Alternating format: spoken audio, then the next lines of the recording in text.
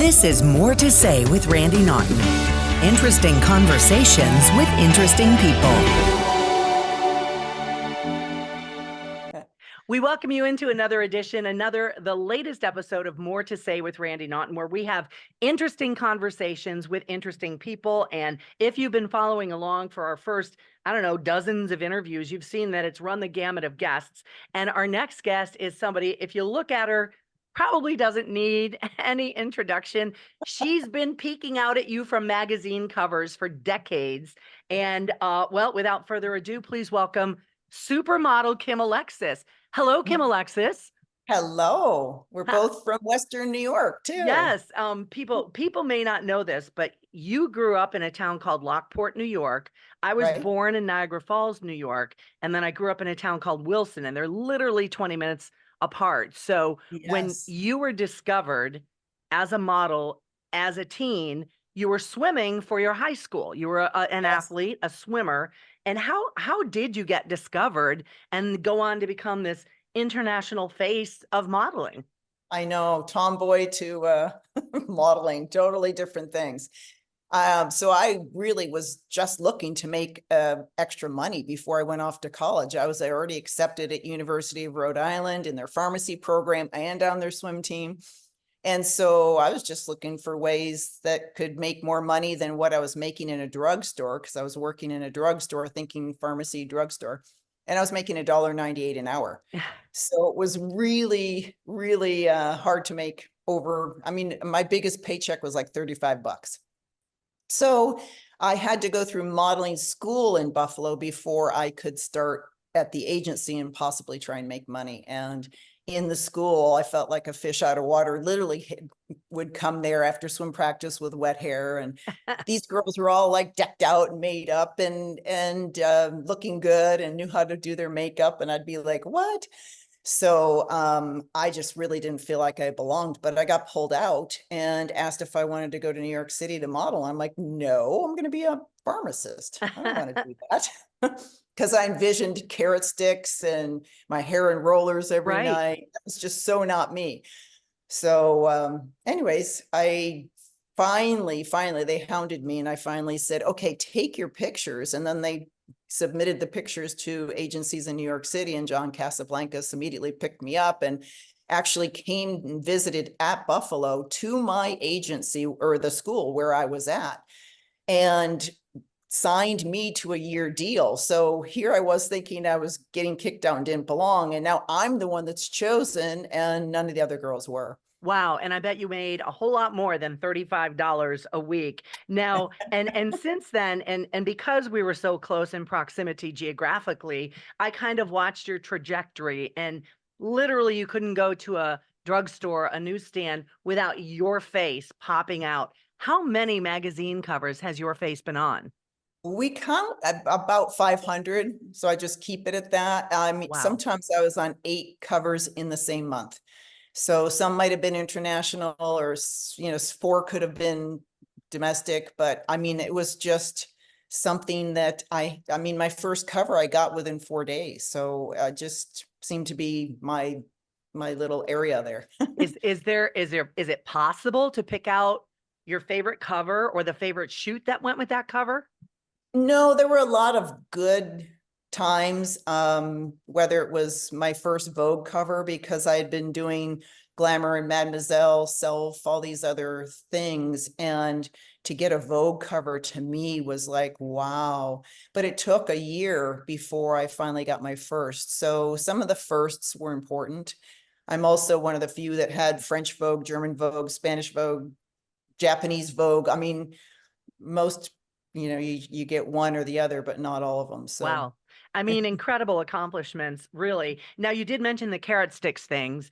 When you were taken to New York, you were immediately told, athletic person, athlete, swimmer, you were told immediately to lose 15 pounds. Did that almost shut it down for you?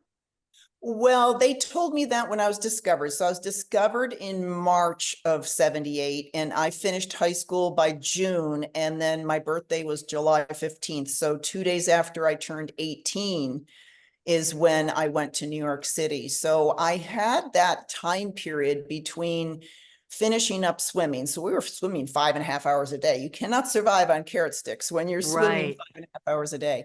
So I had to learn what worked, what didn't work. And there weren't a lot of diets back then. So it was a matter of just trying to figure out how to survive and eat. But I was miserable a lot. Yeah. I went on Atkins diet, and I remember almost crying just for an apple. All I wanted was an apple. I didn't want a snack of bacon. You know, like, oh, well, if you're hungry, have bacon. I'm like, I don't want bacon. Oh my So gosh. Just the yeah, pressure, but obviously it all worked out great. And you kind of dabbled in some acting here and there. And something I didn't know, and it refreshed my memory when I looked it up on YouTube, you appeared in the final episode of Cheers alongside of Mike Ditka. That was funny. yes, yes. I mean, and they kept promoting me, Supermodel Kim Alexis, Supermodel Kim Alexis, all these people I'd watched on TV at the bar, Norm and all the guys, and they're all saying my name. And I'm like freaking out in the background thinking, oh my gosh, you can't pay for this. You just can't pay for this. So it was a great day. I got the script autographed by everyone there Oh, except neat. Ted Danson. He wasn't there that day. But Woody Harrelson, I mean, just great people and great cast. And of course, they're like family. And then they invite someone in for their final episode. And it was memorable. You mentioned supermodel, supermodel. Do you like that moniker? I mean, I feel I've is, earned I feel I've earned it, but I yeah. also feel like it's way overused. So I was going to come up with my own term, master model, something different because supermodel, everyone's a supermodel now. I'm like, no, you're not. So it's just gotten way overused, and I don't know if it means as much. So we try to say original supermodel because I'd been working for 4, 6 years before the term even came out. Yeah, you were. And now, fast forward all these decades, you're a mom of five, you're living in Arizona, you are still a proponent of health and wellness. And basically, you want to share your wisdom on health, vitality, and aging gracefully, which I love that about you because we see so many supermodels, and I won't name names, you know who I'm talking about, who aren't aging gracefully. I guess that's their prerogative. But I was on TV for 4 decades and I got more offers for Botox and a free neck lift and a this and that. Oh, honey, you could use this and that. I never did it because it's like, you know what? I'm 62 and this is how I look and this is just Right. me. Take it or leave Right. it. Was that your Right. philosophy too? Yes. And also, what's wrong with me and what's wrong with aging? So Thank you, Kim Alexis. yes, I think that it's opinionated, so some people look and say, oh, honey, you really should have work. You would look this or that, or you'd get, but it is what it is. And I am who I am. And I know that when people start altering things, then they have to keep going. Yeah. And it becomes one thing to tweak to then another thing. And I am not there. So I've always been natural. I take 5 minutes to get ready in the morning, and I don't like fussing. I don't like looking in the mirror. I don't like playing. I don't like being in the bathroom for hours. I can get ready faster than my husband. So that's just the way I am. You know what? I can do that with my husband as well sometimes. So what does a typical day for you look like? Nothing is typical. I think because I was never a 9 to 5er and I never worked in the same place, at least you would go to the same studio, right, Yeah. to work. Yeah. For me, every day was a new location, new people, new work, new dynamics of work. You didn't know whether to pack your lunch or if you were going to have a great meal that day. So for me, I learned that there's not a lot of routine. I do like to go to bed at the same time, and I seem to wake up at 5 every morning, no matter what. But as far as stuck in a routine, I mean, I'm always traveling and moving around, and so it's hard to do anything but, oh, it's 5 o'clock, I got to fit a workout in, I didn't do it Right. yet.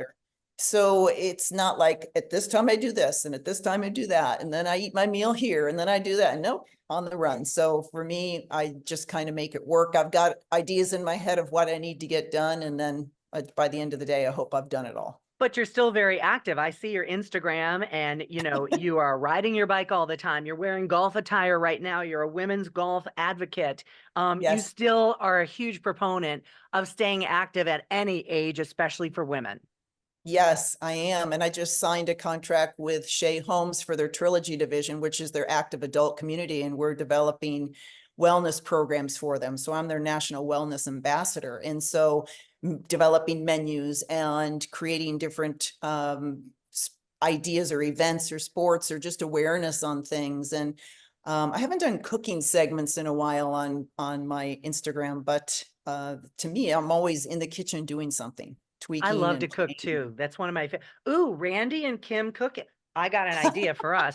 Now, you're talking about how you're this brand ambassador for Shea, but you've been doing that basically all along before all of these influencers came along. I looked up, you are the author of numerous books, slick tips, about your learning experiences, about skin. It's called The Skin Within, Super Health, A Model for a Better Future, Cheat Eat, Dieting Lessons. So you've been kind of doing this all along. So what do you think of all these people who come along and go, this is what you need to do and blah, blah, blah. Kim's like, been there, done that.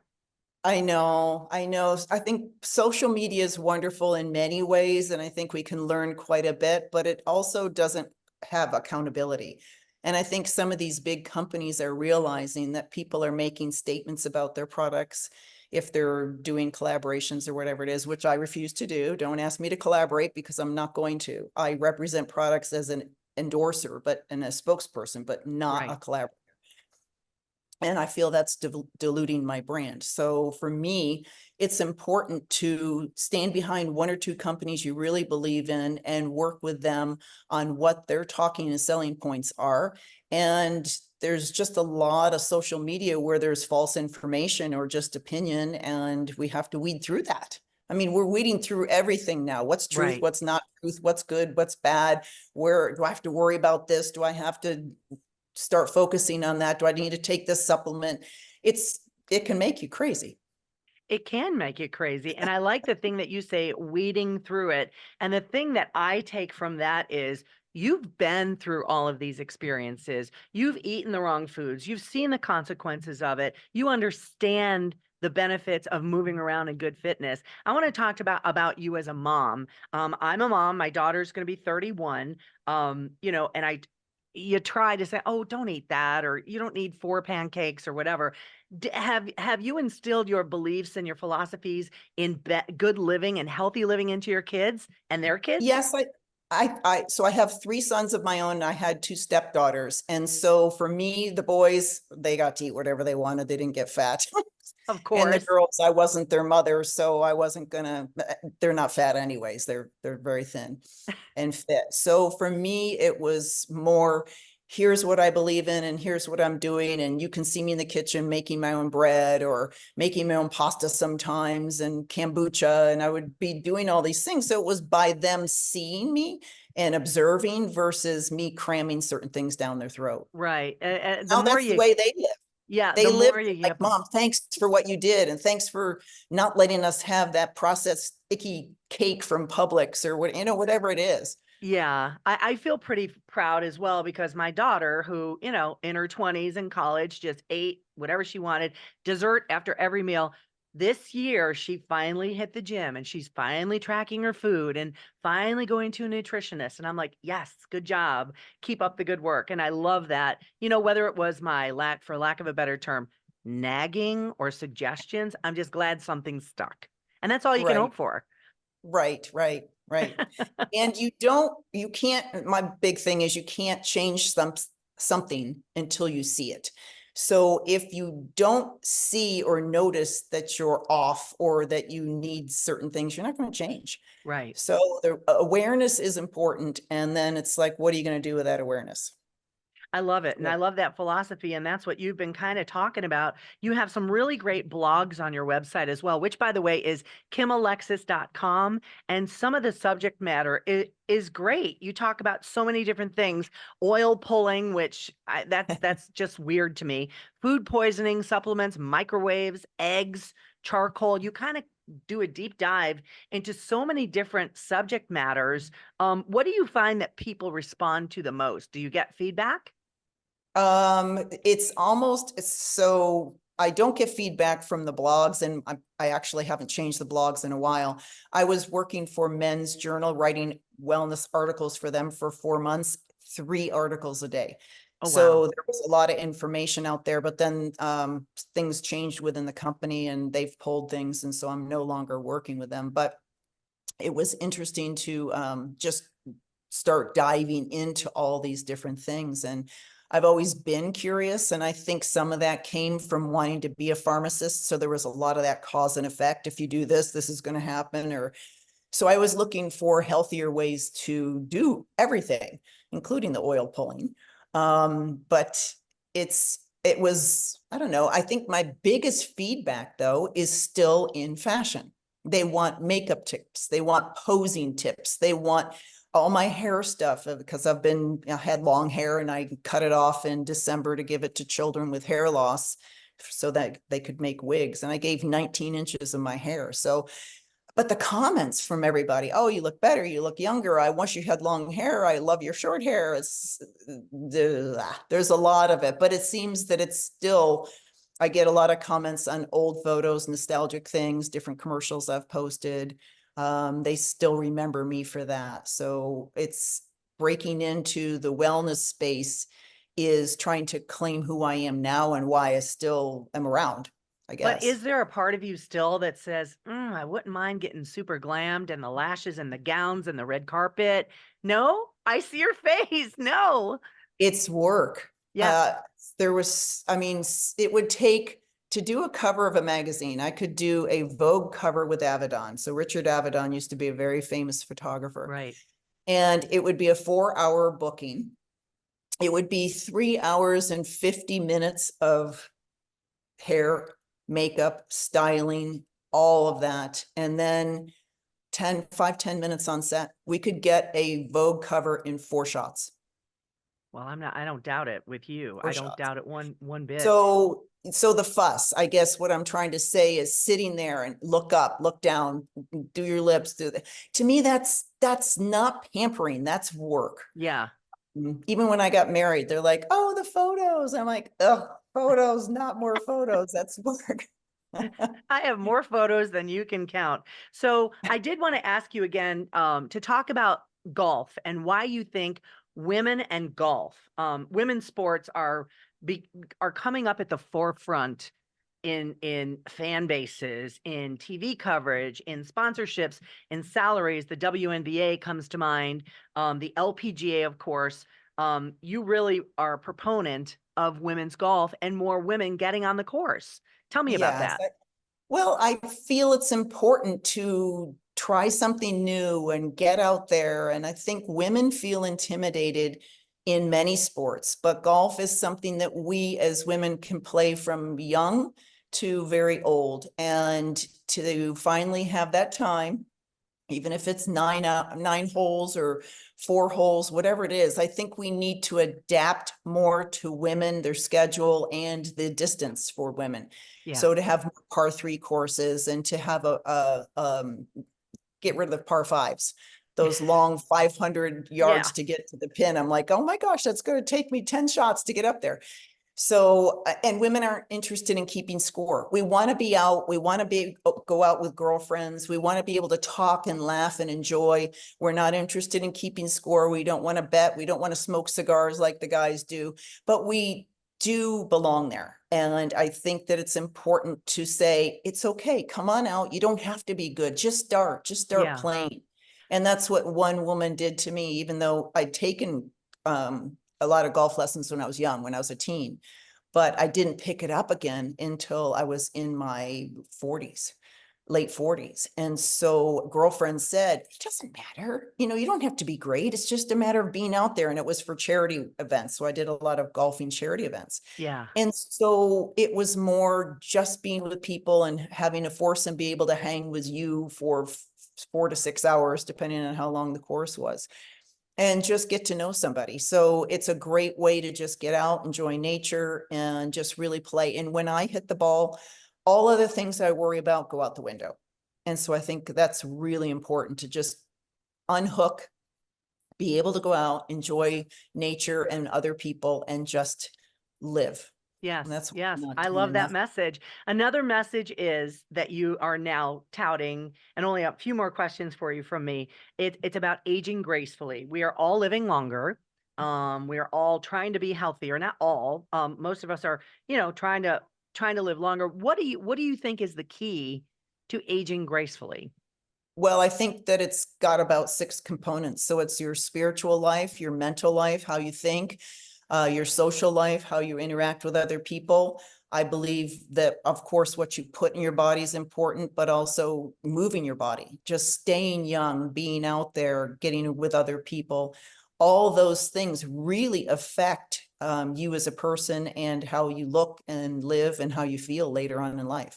Yeah, and feeling good, especially at this age, our age, is the most important thing. If I can move around and feel good and not have to go to the doctor every week for this, that, or the other thing, I feel like I'm doing okay. Now, I do want to ask you, I follow you on Instagram, and I noticed that one time, one post at least, you were at an Arizona Cardinals game. Now, you're Ah, a Western New York girl, and I don't know if you noticed up there, I'm a diehard Bills Mafia, Buffalo Bills girl. Do you ever uh-oh. follow the Bills, or are the I, Cardinals I your team? do. I Yeah, do, but I live in Arizona, so I yeah, went to the game, and I mean, they're not winning a lot lately, so it's fun to follow the Bills because they're going to get further along in the playoffs and someday hopefully make a Super Bowl. it's happening. Um, right, right. And I'll be in Buffalo actually for Jim Kelly's event. He's having a golf tournament in August. No kidding. Well, right Yes, after that, by the way, the Cardinals are playing in Buffalo on September 8th, in case you wanted to maybe go and watch. So ah, you're gonna where are they playing that tournament in Buffalo? I believe it's in Batavia. Gotcha. So it's I south. think it's, yeah, I mean, whatever the golf, I don't remember the golf course, but it's his 38th year or Yeah, something like that of his tournament.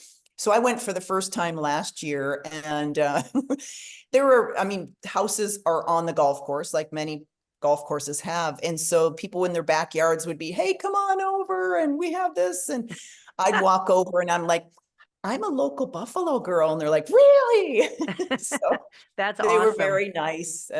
Buffalo, of course, Buffalo people are very warm and friendly. So Yes, indeed. it Do you was get nice back to home go. much besides events like that? No, because we moved my parents a couple years ago. So they're down in Florida now. And Okay. so there's not much of a reason unless I go for a reunion. I think I just had my 45th, or my 45th is coming up. So I went to the 40th. And that was a lot of fun. It's fun to be with people that knew you before you got famous and Yeah. still, and they can identify that you haven't changed. So that's what's neat about it, is like, oh, well, that was your personality. You've always loved doing that. And it's like, oh, really? So I'm glad So, we had this time to have this great conversation about so many things and your life and your history and everything that you contributed. So I appreciate it very much. oh, well, thanks for having me. I Of appreciate it. course. All right. And that'll do it for another episode of More to Say with Randy Naughton. If you want to check out Kim's website, it's kimalexis.com. And if you want to follow me on social media, all these little icons right below me is where you can follow me at Randy Naughton. See you next time on another edition of More to Say. This is More to Say with Randy Naughton. Interesting conversations with interesting people.